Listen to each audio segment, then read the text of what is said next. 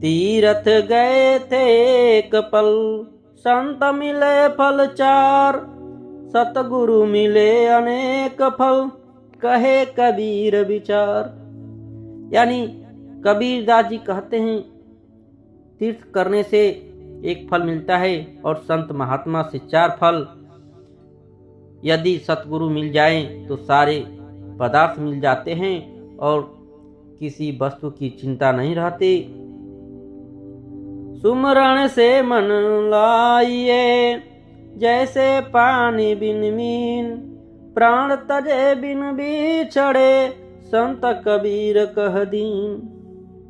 कबीर दास जी कहते हैं कि जैसे मछली जल से एक दिन के लिए भी बिछड़ जाती है तो उसे चैन नहीं पड़ता, ऐसे ही सबको हर समय ईश्वर के स्मरण में लगाना चाहिए।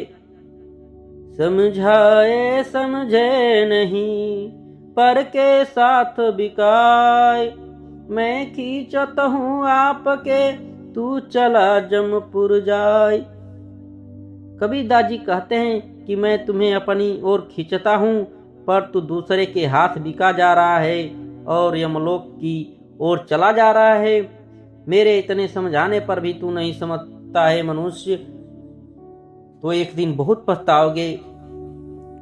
हंसा मोती बीड़न्या, कुंचन थार भराय।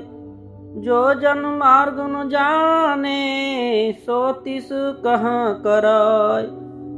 सोने के थाल में मोती भरे हुए बिक रहे हैं, लेकिन जो उनकी कदर नहीं जानते वह क्या करे।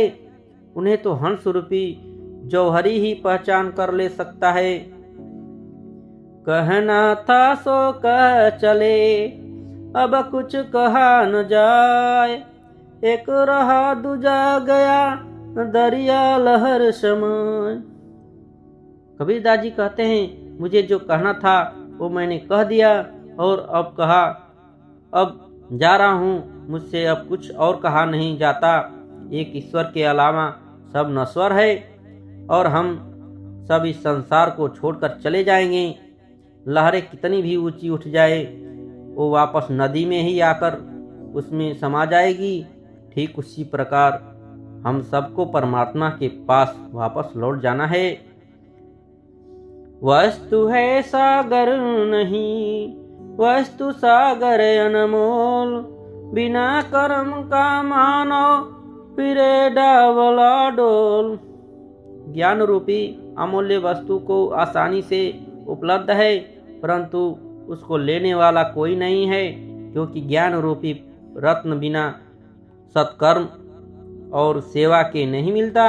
लोग बिना कर्म के ज्ञान पाना चाहते हैं, अतः वे इस अनमोल वस्तु से वंचित रह जाते हैं। कली खोटा जग अंधरा, शब्द न माने कोय। चाहे कहु सत आईना, जो जग बैरी होय। यह कलयुग खोटा है और सारा जग अंधा है। मेरी बात को कोई नहीं मानता, बल्कि जिसको भली बात बताता हूँ वही मेरा दुश्मन हो जाता है। कामी क्रोधी लालची, इनसे भक्ति न होय। भक्ति करे कोई सुरमा, जाति वरण कुल खोय। कबीर दास जी कहते हैं कि कामी क्रोधी लोभी इन तीनों से भक्ति नहीं हो सकती। भक्ति तो कोई सूरवीर ही कर सकता है, जिसने जाति वर्ण और कुल का मुंह त्याग दिया हो। जागन में सोवन करे, साधन में लौलाय। सूरत डोर लागी रहे, तार टूट नहीं जाए। जागते हुए में भी सोए हुए के समान हरि को याद करते रहना चाहिए। कहीं ऐसा न हो कि हरि नाम का तार टूट जाए, अर्थात प्राणी को जागते सोते हर समय ईश्वर का स्मरण करते रहना चाहिए। साधु ऐसा चाहिए, जैसा सुपशु भाई। सार सार को गही रहे, थोत दे उड़ाय।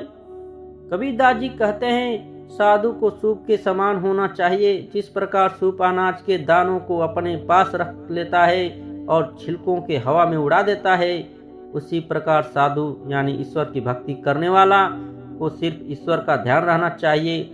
व्यर्थ के माया मोह का त्याग कर देना चाहिए